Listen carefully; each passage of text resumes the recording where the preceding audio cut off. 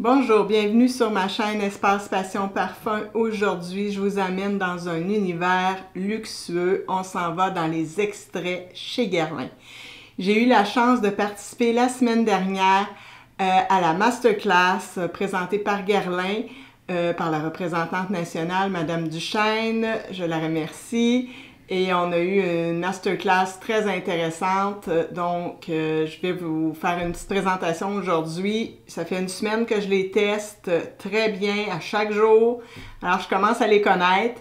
Alors, la veille de ma masterclass, j'avais reçu un facial de chez Guerlain par Laurie.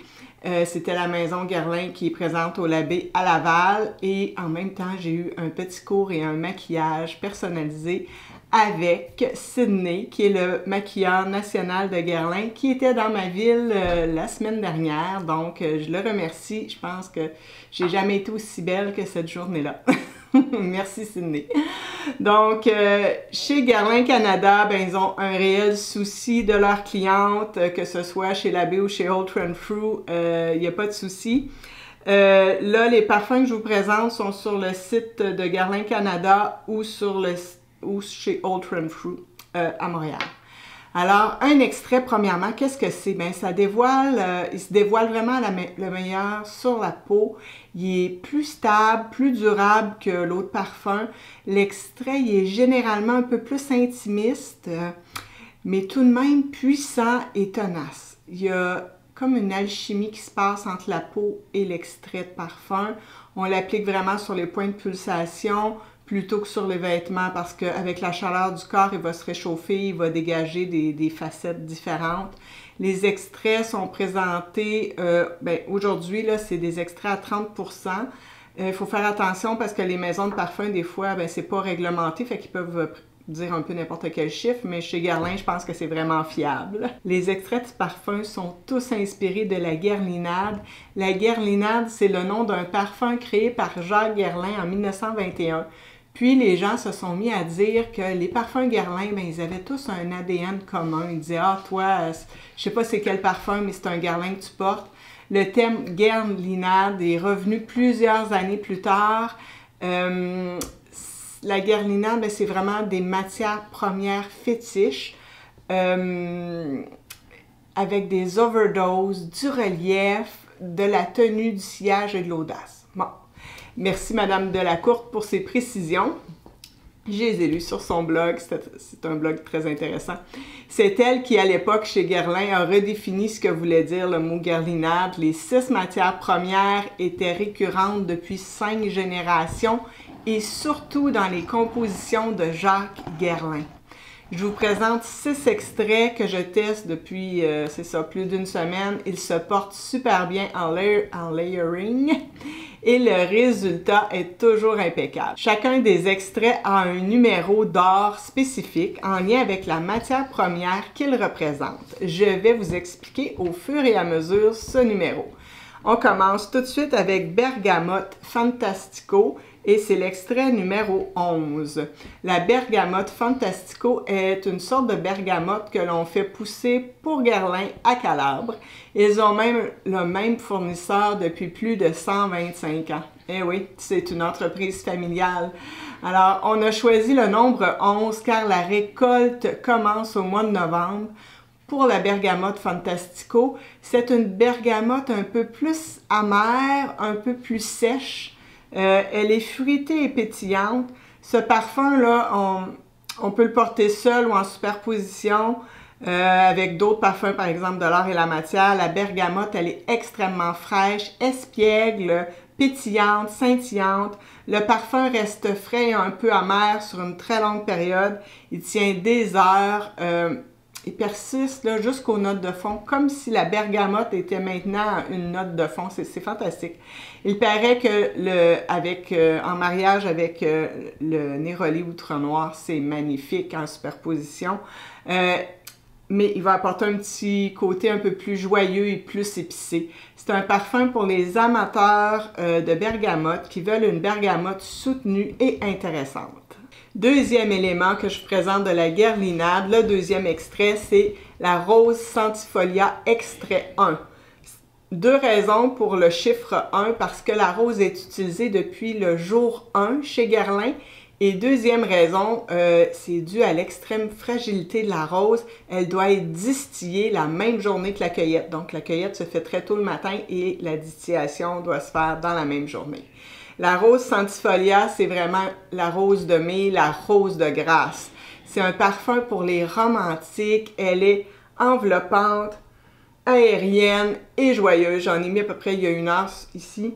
Cette rose, elle est plus fraîche, plus mielée et elle a une composition d'allure un peu chyprée. Elle est d'une élégance absolue. C'est une rose poudrée avec un léger aspect boisé qui va être apporté par du patchouli et du cèdre, mais ça reste définitivement un parfum floral. C'est une belle rose naturelle. Donc, c'est vraiment... Ça m'a pris plusieurs jours à décortiquer ce parfum. La première fois, je l'avais trouvé un peu moins intéressant que les autres, mais finalement, là, avec plusieurs jours de test, vraiment, j'ai découvert de très belles facettes à cette rose. Un très beau parfum pour ceux qui aiment la rose. On s'en va maintenant avec le Jasmin Glandiforum Extrait 30 de Guerlain. Dans ce parfum-là, ça, j'en ai mis il y a quelques-uns, je vais m'en remettre, là. Écoute, c'est de toute beauté.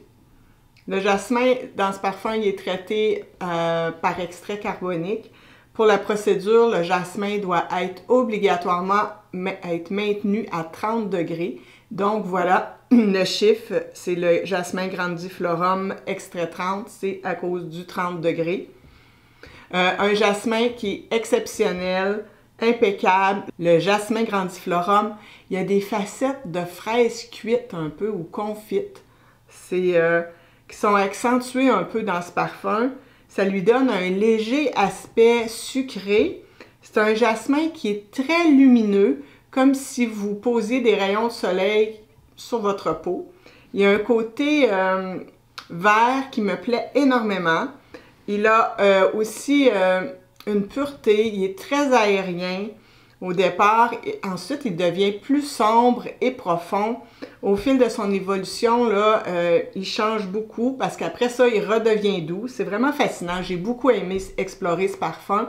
Certains jours, il dévoilait plus son côté espiègle, joyeux, et d'autres, et parfois là, il oscillait du côté de la séduction, de la profondeur de la nuit.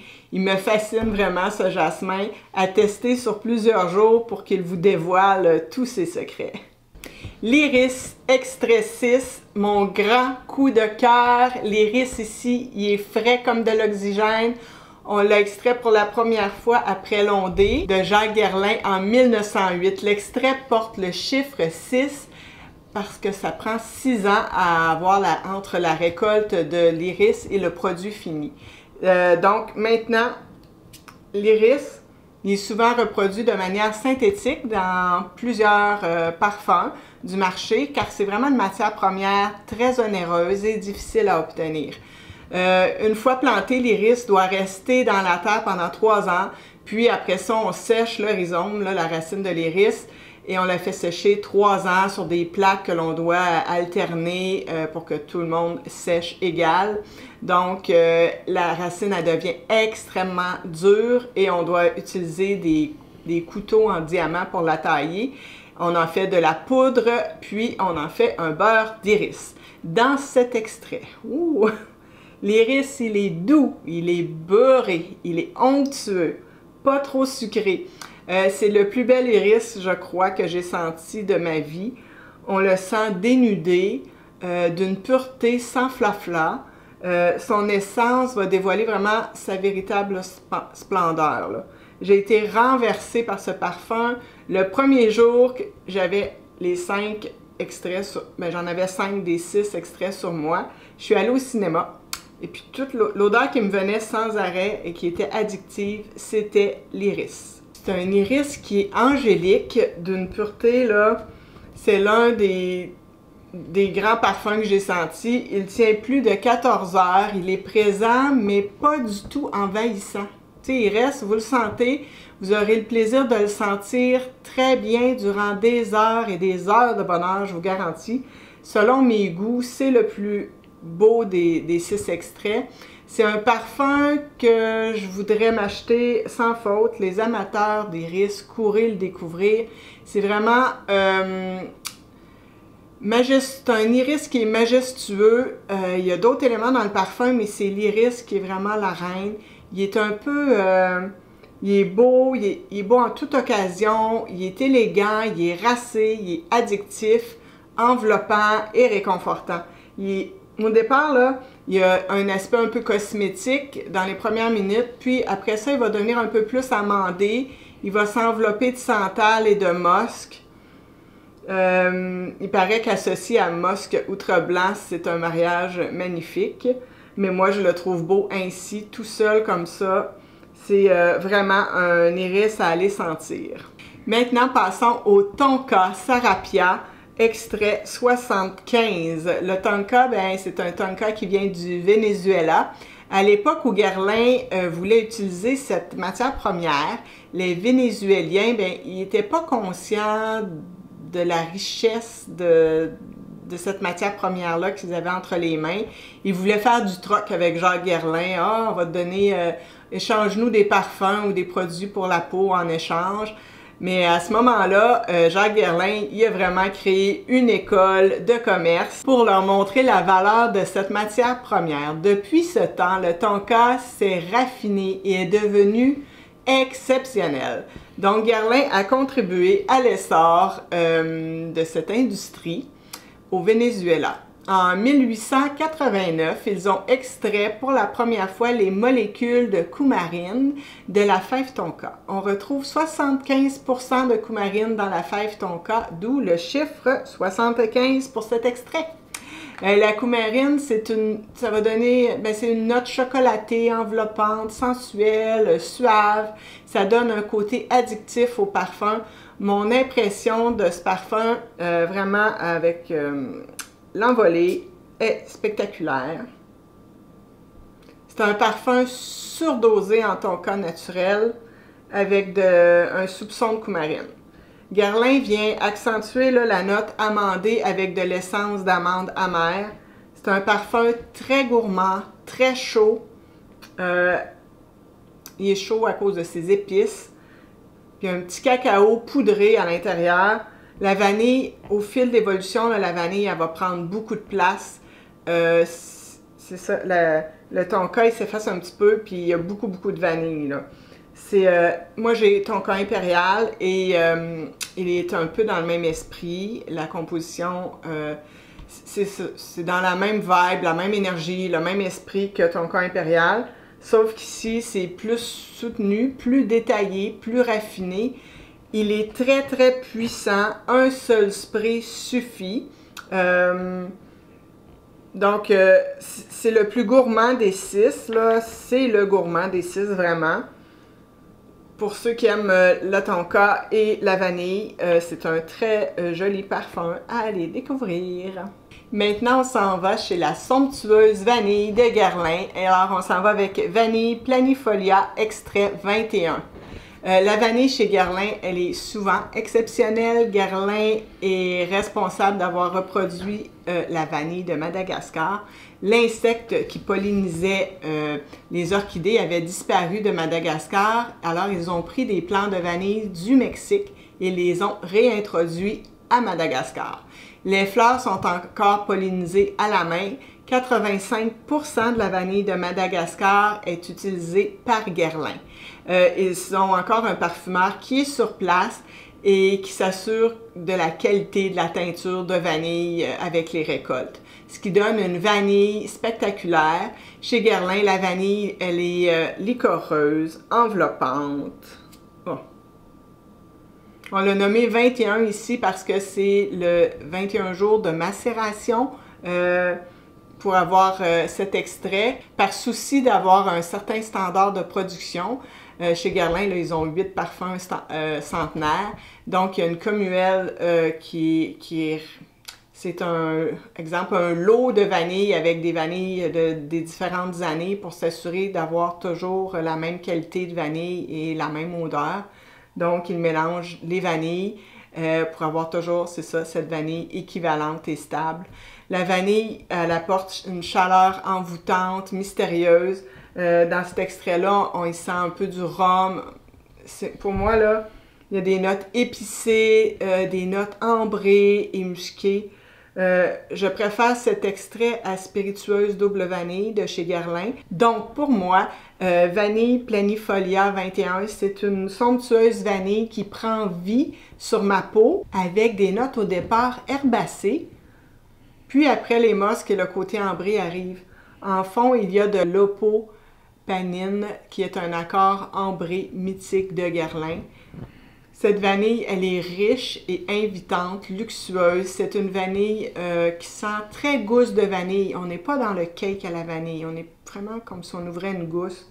J'y sens des notes qui sont un peu anisées et de réglisse, mais pas sucrées. Parfois, le côté herbacé, il reprend plus de place et parfois, c'est le côté des épices, puis le côté anisé qui va ressortir le plus. Les mosques, ben, ils donnent un côté encore plus réconfortant. C'est un gros coup de cœur pour moi. C'est une composition magnifique, facile à porter chez Guerlain. Mon parfum préféré de tous les temps chez Guerlain, c'est Cuir Beluga. Et Vanille Planifolia, ben, elle est élégante et d'une grande finesse. Et sincèrement, là, c'est un coup de cœur aussi. Mon favori, c'est vraiment l'iris. Et en deuxième, je mettrais la vanille. En troisième, peut-être le jasmin. Je suis vraiment contente de les avoir testés. Dites-moi si vous les avez essayés. Dites-moi quel est votre parfum préféré chez Guerlain. Quels sont vos extraits de parfum que vous préférez dans les autres maisons aussi. Et si vous avez la chance, là, allez les tester. Mais dites-moi surtout en commentaire, ceux qui les ont testés, qu'est-ce que vous en avez pensé. Et merci et au revoir, à la prochaine.